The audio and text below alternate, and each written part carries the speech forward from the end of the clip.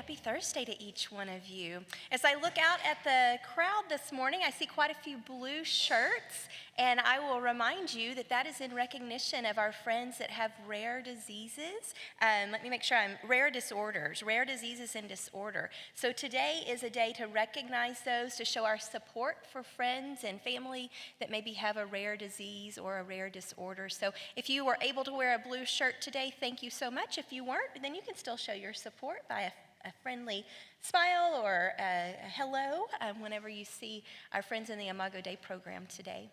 So as we get started this morning, we will say our pledge to the Bible. Please join me. I pledge allegiance to the Bible, God's holy word. I will make it a lamp unto my feet and a light unto my path. I will hide its words in my heart, that I might not sin against God. And the pledge to the flag. I pledge allegiance to the flag of the United States of America and to the republic for which it stands, one nation, under God, indivisible, with liberty and justice for all. Thank you, warriors. We'll continue with our catechisms for the fifth commandment. Domajo will join us, and you can do the hand motions as she signs them. What is the fifth commandment? The fifth commandment is, honor your father and mother, that your days may be long upon the land which the Lord God, your God is giving you. What does the fifth commandment teach you? To love and obey my parents and all others that God appoints over me. Let's practice that one. So the question is asking, what does that fifth commandment mean? Listen to the full answer so you can get it in your head. The answer is to love and obey my parents and all others that God appoints over me. All right, let's say it and we'll break it down into two parts. The question, what does the fifth commandment teach? Listen first. To love and obey my parents. And all others that God appoints over me. And all others that God appoints over me. Put it together as a whole. What does the fifth commandment teach you? To love and obey my parents and all others that God appoints over me. So we've been talking about the fifth commandment this week, and I've led us through a couple of different pieces of that. I'm just going to do a quick review. I said on Monday that the fifth commandment speaks to God's creation and the structure of creation. So he created man, he created woman, and he told them to go out and multiply. They had their family, and that they were to be over their children. And so it's part of God's institution, the family is, and that order of obeying our parents falls under that. Then I also reminded you that honoring your parents is a way of showing love and respect and honor to God. When you honor your parents, when you obey your parents, you are also obeying God because you're obeying the commandment that he's given. And today, I want to remind you that honoring your parents doesn't end when you're a child. So even when you turn 18 and you maybe move out of your house and you're off on your own and someday you go on and get married and have children of your own, you are still called to obey your parents, to honor your parents. It's going to look a little different. Maybe you're not still making your bed at their house or unloading the dishwasher, but you can still honor your parents by tending to them, by helping them do things, by calling and checking up on them. There's lots of ways to do that even after you're a child. So the fifth commandment follows us throughout our lives, no matter if we're young or old. We're also going to have Ms. Hall come up and talk to us about moderation. And one of the things we wouldn't do in moderation or temper is obeying our parents. We would want to do that fully on, but Ms. Hall will talk to us about the things that we should moderate in our lives. Welcome, Ms. Hall.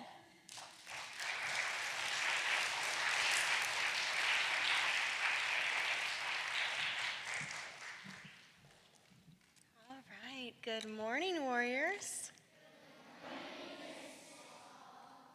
All week we've been learning about moderation, and today I'm going to test your knowledge on moderation by reading you a story called The Fisherman and His Wife.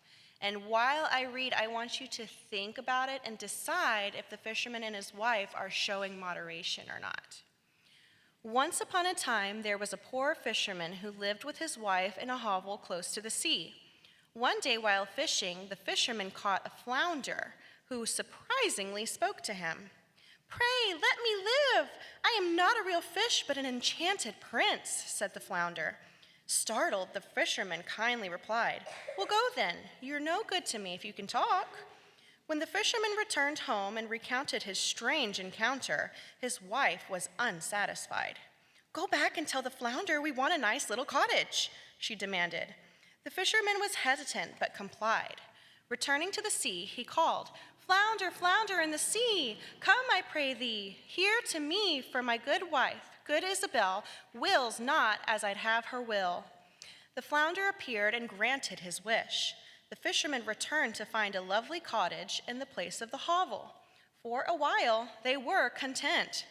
However, the wife soon grew restless and sent him back to the flounder for a grand castle. The fisherman protested, but eventually he gave in and asked the flounder, who again granted the wish. Now living in luxury, the wife grew more and more ambitious. She sent the fisherman to ask the flounder to make her a queen, then an emperor, and finally a pope. Each time, the fisherman hesitantly went to see the flounder, and the flounder granted these wishes. Finally, the wife demanded to become like God, to control the sun and the moon. The fisherman went to the sea, trembling, and said, "My wife wants to be like God." The flounder replied, "Go home. She is sitting in her old hovel again." And the fisherman went home, and he found his wife back in the small hovel, where they remained for the rest of their lives, learning that greed and discontent can only lead to ruin. So, warriors, give me a thumbs up or a thumbs down when I asked if these characters showed moderation. Did the husband show moderation? Thumbs up or thumbs down? I'm seeing some thumbs up and some thumbs down, and I would say that the husband knew that he should show moderation because he was hesitant about asking the fish for so much. He knew that the requests were beginning to become excessive, but he still asked in order to make his wife happy, so I would say he did not practice moderation. Now, what do we think about the wife Isabel? Did she show moderation? No, she did not show moderation at all. She wanted more and more, and she was never satisfied with what she had. She became so greedy that she wanted to become God. Even the fish saw that her request was too excessive, and in turn, he had taken everything that he had given them away. Thus, the husband and the wife had to sit in their little hovel and reflect on where their greed and lack of moderation had gotten them. This teaches us a very important lesson.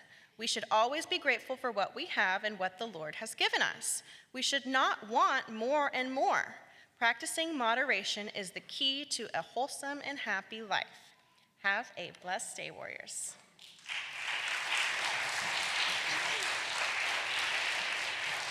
He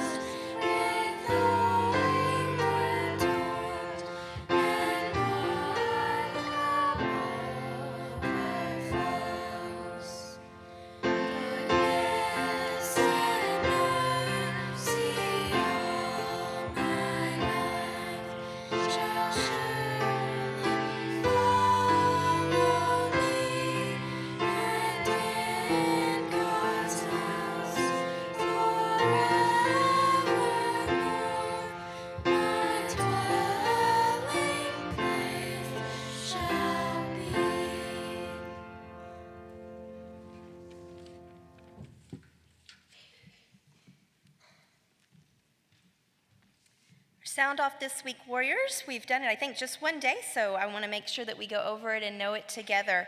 I'll say, God is opposed to the proud, and you will reply, but gives grace to the humble. God is opposed to the proud.